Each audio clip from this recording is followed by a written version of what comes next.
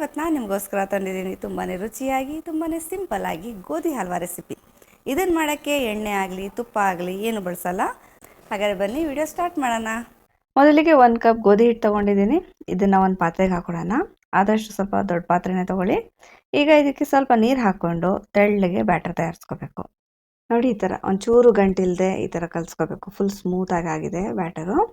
ಈ ಥರ ಎಲ್ಲ ಕಲಸಾದ್ಮೇಲೆ ಮತ್ತೆ ಇದಕ್ಕೆ 1 ರಿಂದ 2 ಕಪ್ ನೀರು ಸೇರಿಸ್ಕೋಬೇಕು. ನೋಡಿ, ಈ ಹದಕ್ಕಿರಬೇಕು. ನೀರು ಸ್ವಲ್ಪ ಜಾಸ್ತಿ ಆದರೂ ಪರವಾಗಿಲ್ಲ. ಇದನ್ನು ಆಮೇಲೆ ಎಕ್ಸ್ಟ್ರಾ ನೀರನ್ನ ತಕ್ಕೊಬಿಡ್ತೀವಿ. ಇವಾಗ ಇದನ್ನು ಒಂದು ಸಲ ಸೋಸ್ಕೊಬಿಡ್ಬೇಕು. ಗೋಧಿ ಹಿಟ್ಟಲ್ಲಿ ಮಾಡ್ತಿರೋದಲ್ಲ, ಸ್ವಲ್ಪ ತರ್ತರಿಯಾಗಿರುತ್ತೆ ಅಂತ. ಈಗ ಇದು ಎಕ್ಸ್ಟ್ರಾ ಬಂದಿರೋದು ತಕ್ಕೊಬಿಡೋಣ. ಇವಾಗ ಇದನ್ನು ಮುಚ್ಚಿಬಿಟ್ಟು 1 ಅವರ್ ಹಾಗೆ ಬಿಡಬೇಕು. ಅದರಲ್ಲಿ ಎಷ್ಟು ಎಕ್ಸ್ಟ್ರಾ ನೀರಿರಲಿ ಅದೆಲ್ಲ ಮೇಲೆ ಬರುತ್ತೆ, ಗೋಧಿ ಹಿಟ್ಟೆಲ್ಲ ಕೆಳಗೆ ಹೋಗುತ್ತೆ. ನೋಡಿ, 1 ಗಂಟೆ ಆಗಿದೆ. ಎಕ್ಸ್ಟ್ರಾ ನೀರೆಲ್ಲ ಮೇಲೆ ಬಂದಿದೆ. ಈಗ ನಿಧಾನವಾಗಿ ಎಕ್ಸ್ಟ್ರಾ ನೀರನ್ನ ತೆಕ್ಕೊಬಿಡ್ಬೇಕು. ನೋಡಿ, ಇಷ್ಟು ಎಕ್ಸ್ಟ್ರಾ ನೀರು ಬಂದಿರೋದು, ಸುಮಾರು 1 ಕಪ್ ನೀರು ಬಂದಿದೆ.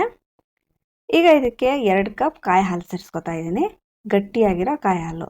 ಯಾಕಂದರೆ ಇದಕ್ಕೆ ನಾವು ಎಣ್ಣೆ ಆಗಲಿ ತುಪ್ಪ ಆಗಲಿ ಏನೋ ಸೇರಿಸ್ಕೊತಿಲ್ಲ, ಮತ್ತು ಸಪ್ಪೆ ಆಗುತ್ತೆ, ಡ್ರೈ ಆಗುತ್ತೆ ಅಂತ. ಈ ಥರ ಕಾಯಿ ಹಾಲು ಹಾಕೋದ್ರಿಂದ ರುಚಿನೂ ತುಂಬ ಚೆನ್ನಾಗಿರುತ್ತೆ, ಮತ್ತು ಇದರಲ್ಲೇ ಜಿಡ್ಡು ಬಿಟ್ಕೊಳ್ಳುತ್ತೆ. ನೋಡಿ, ಈ ಹದಕ್ಕೆ ಕಲಿಸ್ಕೋಬೇಕು. ಇವಾಗ ಇದನ್ನು ಕುಕ್ ಮಾಡ್ಕೊಳ್ಳೋಣ. ಇವಾಗ ಗ್ಯಾಸ್ ಮೇಲೆ ಬಾಣಲಿ ಅಥವಾ ಪ್ಯಾನ್ ಇಟ್ಬಿಟ್ಟು ಇದಕ್ಕೆ ಅರ್ಧ ಕಪ್ ನೀರು ಸೇರಿಸ್ಕೊತಾ ಇದ್ದೀನಿ. ಜೊತೆಗೆ 3/4 ಕಪ್ ಸಕ್ಕರೆ ಸೇರಿಸ್ಕೊತಾ ಇದ್ದೀನಿ. ನೀವು ಸಕ್ಕರೆ ಬದಲು ಬೆಲ್ಲ ಬೇಕಾದ್ರೂ ತೊಗೋಬೋದು. ಈಗ ಚೆನ್ನಾಗಿ ಮೆಲ್ಟ್ ಆಗಿದೆ. ಸಕ್ಕರೆ ಎಲ್ಲ ಮೆಲ್ಟ್ ಆದಮೇಲೆ ಚೆನ್ನಾಗಿ ಕುದಿಸ್ಕೋಬೇಕು. ಈಗ ಚೆನ್ನಾಗಿ ಕುದಿದ ಮೇಲೆ ಇದಕ್ಕೆ ಗೋಧಿ ಹಿಟ್ಟು ಮಿಕ್ಸ್ ಮಾಡಿಟ್ಟಿದ್ವಲ್ಲ ಕಾಯಿ ಹಾಲು ಜೊತೆ, ಅದನ್ನು ಸೇರಿಸ್ಕೊತಾ ಇದ್ದೀನಿ. ಈಗ ಕಂಟಿನ್ಯೂಸ್ ಆಗಿ ಮಿಕ್ಸ್ ಮಾಡ್ಕೊಳ್ತಾ ಕುಕ್ ಮಾಡ್ಕೋಬೇಕು. ಇವಾಗ ಬೇಕಾದ್ರೆ ಹೈ ಫ್ಲೇಮಲ್ಲೇ ಇದನ್ನ ಕಂಟಿನ್ಯೂಸ್ ಆಗಿ ತಿರುಗಿಸ್ತಾ ಕುಕ್ ಮಾಡ್ಕೊಳ್ಳಿ. ಆಮೇಲೆ ಸ್ವಲ್ಪ ಗಟ್ಟಿ ಬರುತ್ತಲ್ಲ, ಆಮೇಲೆ ಸ್ವಲ್ಪ ಫ್ಲೇಮ್ನ ಲೋ ಮಾಡಿಕೊಂಡು ಕುಕ್ ಮಾಡ್ಕೊ. ಬೇಗ ಗಟ್ಟಿ ಆಗಲಿ ಅಂದ್ಬಿಟ್ಟು ಸ್ವಲ್ಪ ನೀರು ಸ್ವಲ್ಪ ಕಾಯಿ ಹಾಲು ಹಾಕೊಂಡು ಮಾಡಿಕೊಂಡ್ರು ಚೆನ್ನಾಗಿ ಬರಲ್ಲ. ಹಿಟ್ಟೆಲ್ಲ ಹಸಿ ಹಾಗೆ ಇರುತ್ತೆ. ನೀರು ಕಾಯಿ ಹಾಲು ಜಾಸ್ತಿ ಹಾಕ್ಕೊಂಡು ಜಾಸ್ತಿ ಹೊತ್ತು ಕುಕ್ ಮಾಡಿದ್ರೇ ಹಿಟ್ಟೆಲ್ಲ ಚೆನ್ನಾಗಿ ಬೇಯೋದು. ನೋಡಿ, ಕಂಟಿನ್ಯೂಸ್ ಆಗಿ ಕುಕ್ ಮಾಡ್ತಾ ಈ ಹದಕ್ಕೆ ಬಂದಿದೆ.